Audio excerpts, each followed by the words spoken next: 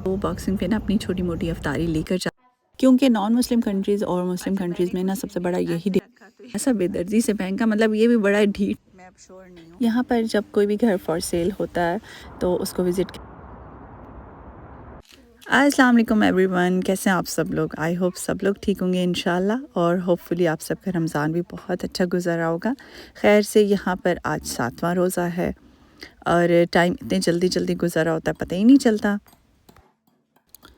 मैं सहरी करके ना जब सोती हूँ तो 9-10 बजे उठती हूँ, फिर अपने हस्बैंड के लिए नाश्ता वगैरह बनाती हूँ, क्योंकि जैसे कि मैंने आपको बताया था वो रोज़े नहीं रख सकते हैं, तो उनके लिए नाश्ता वगैरह बना के और फिर उसके बाद मैं दिन भर के जो डेली के काम होते हैं ना वो भी करने होते हैं।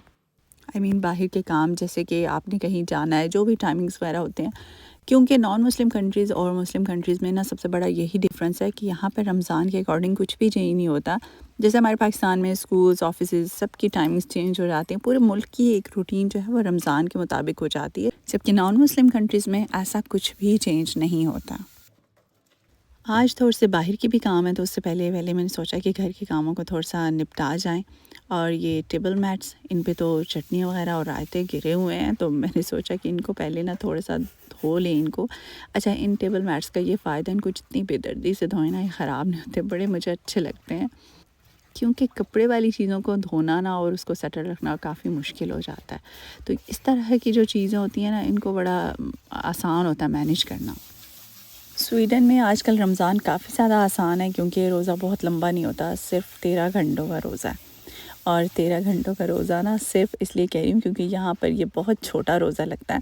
जब मैं पहली बार 2009 में आई थी डेनमार्क, और जुलाई के रोज़े यहाँ पे आ गए थे मुझे फ़र्स्ट टाइम ही, तो बस 7-8 रोज़ों के बाद तो मेरी बस हो गई थी, क्योंकि रात को कहीं सहरी होती थी 2:30 पे बंद होती थी, और रात को 10-10:15 बजे जाके अफ्तारी होती थी। और मैं इतना ज़्यादा वो लंबा रोज़ा था कि मैं तो उसके बाद बीमार हो गई थी। यहाँ स्कैंडिनेविया में यही सबसे बड़ा मसला है कि अगर रमज़ान यहाँ पर गर्मियों में आए ना, तो सबसे तवील रोज़े होते हैं यहाँ पर स्कैंडिनेविया में, नॉर्वे, स्वीडन, डेनमार्क। क्योंकि गर्मियों में समझ लें कि 1-2 महीने ऐसे लगता है कि जैसे सूरज ग़रूब ही नहीं होता ना, मतलब ग़रूब होता है लेकिन हल्की हल्की सी रोशनी रहती है, और यकदम 1-2 घंटे के बाद फिर से तुलू हो जाता है, तो वो दिन बहुत लंबा होता है और रातें तो ना होने के बराबर हो जाती हैं। लेकिन आजकल का रोज़ा इसलिए बहुत आसान लग रहा है कि बिल्कुल पता ही नहीं चलता। यहाँ पर आजकल सुबह 5 बजे तकरीबन सहरी बंद हो रही है, और शाम को 6 बजे ना अफ्तारी हो जाती है, तो ये बहुत ज़्यादा शॉर्ट टाइम लगता है, क्योंकि बच्चे स्कूल से आने में ना 2-3 हो जाते हैं बच्चों को, और उसके बाद यही 1-2 घंटे होते हैं। तो बस इसीलिए रमज़ान बहुत ईजी गुजर रहा है माशाल्लाह से आजकल। यहाँ पर जब कोई भी घर फॉर सेल होता है तो उसको विज़िट करने के लिए डिफरेंट फैमिलीज़ ज़ाहिर है अपना टाइम बुक करती हैं, तो ये जो छोटा सा बोर्ड है ना, ये उस बिल्डिंग के बाहर लगा देते हैं, तो ये निशानी है कि इस बिल्डिंग में जो घर है उसको देखने के लिए डिफरेंट फैमिलीज़ विज़िट कर रही हैं। तो ये जो विज़िटिंग डेज़ होते हैं ना, उनमें सिर्फ ये बोर्ड लगा होता है। सो दैट्स मीन कि हमारी बिल्डिंग में भी घर बिक रहा है। खैर, जो भी बिल्डिंग में जिसमें घर फॉर सेल होता है, तो उसमें जो रहने वाले होते हैं ना, उनको भी आ रहा होता है लेटर, उनको भी मतलब टाइमली इन्फॉर्म किया जाता है, बताया जाता है सारा कि कितने स्क्वायर मीटर का घर है और किस प्राइस पे बिक रहा है। उससे ये भी एडवांटेज होता है कि टाइम टू टाइम आपको अपने घर की भी प्राइस ना अंदाज़ा होता रहता है कि आपका घर इसकी कितनी प्राइस हो रही है। अच्छा, स्वेरिया में जो नए आने वाले हैं ना, वो अक्सर जो बस स्टॉप पे खड़े होने की ना गलती कर जाते हैं, रॉन्ग साइड पे खड़े होते हैं, क्योंकि वो इग्नोर कर जाते हैं इन अल्फ़ाबेट्स को। ये जो बड़ा सा बी नज़र आ रहा है ना, ये पोजीशन को क्लियर करता है, क्योंकि जब आप मैप में देखते हैं ना, तो आपको रूट बता रहा होता है कि आपने पोजीशन बी टू बी जाना है या आपने क्या करना है। तो आपने जब स्टॉप पे आते हैं, सबसे पहले ये नज़र रखनी होती है कि आपने ए पे खड़ा होना था या बी पे। अब ये वाला जो स्टॉप है ये बी है, जो अदर साइड है वो ए है। इस साल यहाँ पे मार्च बहुत अच्छा जा रहा है। लास्ट ईयर तो मैं इन दिनों में यहाँ पर थी नहीं, इसलिए मुझे याद नहीं है। हाय, क्या याद करवा दिया आपने। लास्ट ईयर मैं इन दिनों में मक्का में थी, और बहुत ही कोई हसीन तरीन ज़िंदगी का वक्त था। खैर, उन दिनों की अब क्या बात करें। अभी मैं अपनी बेटी को लेके आई हुई थी डेंटिस्ट के पास, उसकी अपॉइंटमेंट थी आज, और इसके दांतों में ना ब्रेसेस लगे हैं, तो अब बस हर हफ्ते 2 हफ्ते बाद ये अपॉइंटमेंट आ जाती है हमारी। और रमज़ान में तो ये सारी अपॉइंटमेंट्स मुझे इतनी ज़हर लगती हैं ना जिसका कोई हिसाब नहीं। अच्छा, मैंने ना शीन से कुछ चीज़ें ऑर्डर की थी और जिनको ना अंदाज़े के मुताबिक रमज़ान से पहले आ जाना चाहिए था या पहले दूसरे रमज़ान में तो मिनिमम आ जाना चाहिए था, लेकिन ये चीज़ें मेरी पूरा वीक लेट हो गई हैं। तो ख़ैर देखते हैं। अभी तो मुझे सच में याद भी नहीं है कि चीज़ें मैंने मंगवाई क्या थी, ऑर्डर क्या किया था, लेकिन शीन से इस तरह की छोटी-मोटी रौनक लगी रहती है। अभी मैं आई हूँ ग्रॉसरी करने और यहाँ पर ये देखें ज़रा, ऑयल का ये जो सारा रैक है ये खाली है। भई सारा ऑयल ही उठा के ले गए हैं सारे मुसलमान। मतलब ये लोग भी हैरान होते होंगे कि ये कौन-सा मंथ चल रहा है यार जिसमें ऑयल का इतना ज़्यादा खर्चा हो रहा है, मतलब ऑयल पूरा ही नहीं पड़ रहा मार्केट्स में। तो यहाँ पर दूसरी साइड पे ना मुझे एक जगह पे अंदर भी पड़ा होता है तो वहाँ पे मैं आई हूँ। यहाँ से अब मैं ऑयल उठाऊँगी।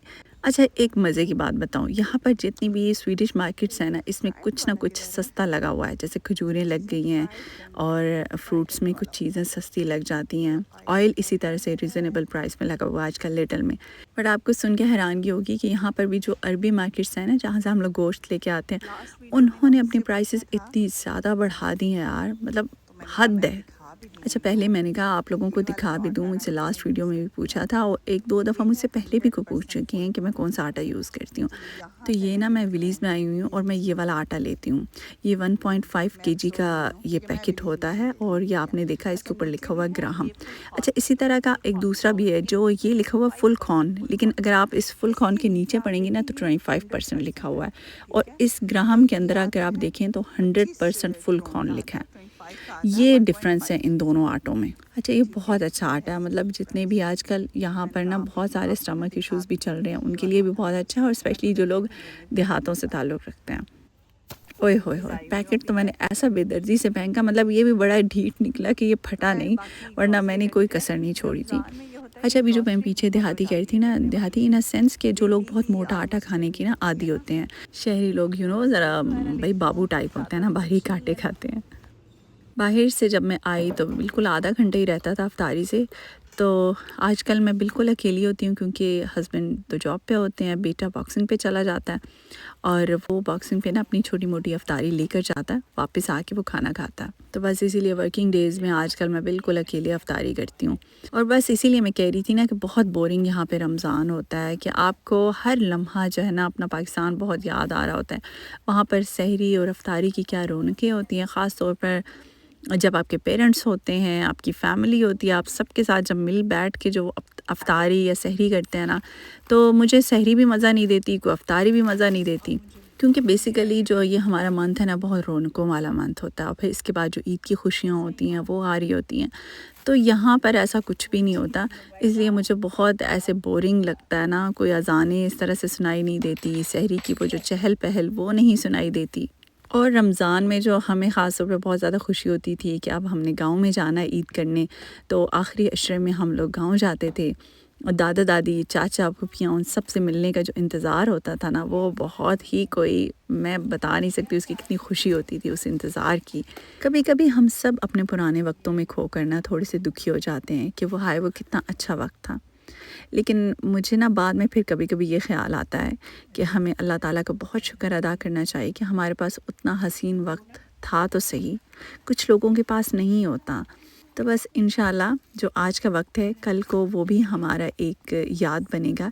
इसलिए कोशिश करनी चाहिए कि अच्छे रहें, पॉज़िटिव रहें ताकि आपकी लाइफ़ में पॉज़िटिव चेंजेस आएँ और वो कल को एक आपके लिए अच्छी याद बने।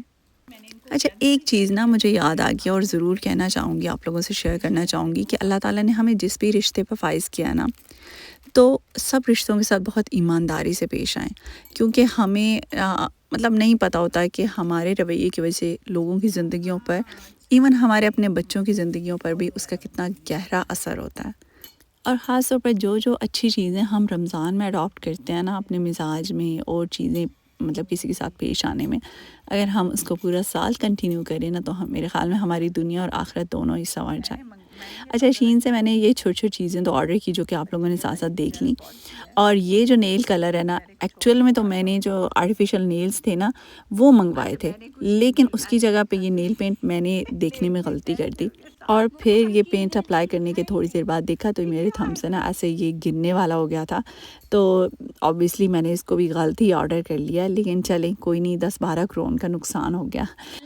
अच्छा, मुझे ना घर में इस तरह की लाइट्स की बड़ी शौक रहती है। मेरे पास 2-3 किस्म की हैं और ये वाली जो आई हुई है स्टार एंड मून वाली, ये भी मैंने फिर मंगवा ली। मैंने कहा चलें ये भी ट्राई करते हैं और ईमान कहती है कि इसको मैंने ऐसे लगाना है, तो मैंने कहा चलो भई जहाँ पे दिल करता है बस एक बार लगा दो। अच्छा, कुछ लोग ये सोच रहे होंगे शायद कि भई दुनिया कब की मतलब डेकोरेशंस कर चुकी, इसको अब ख़्याल आया है। तो भई सच्ची बात ये है ना कि मैं अपने थोड़े से व्यूज़ के लिए या वीडियो को एक अच्छा बनाने के लिए ना लोगों को स्ट्रेस में नहीं डाल सकती।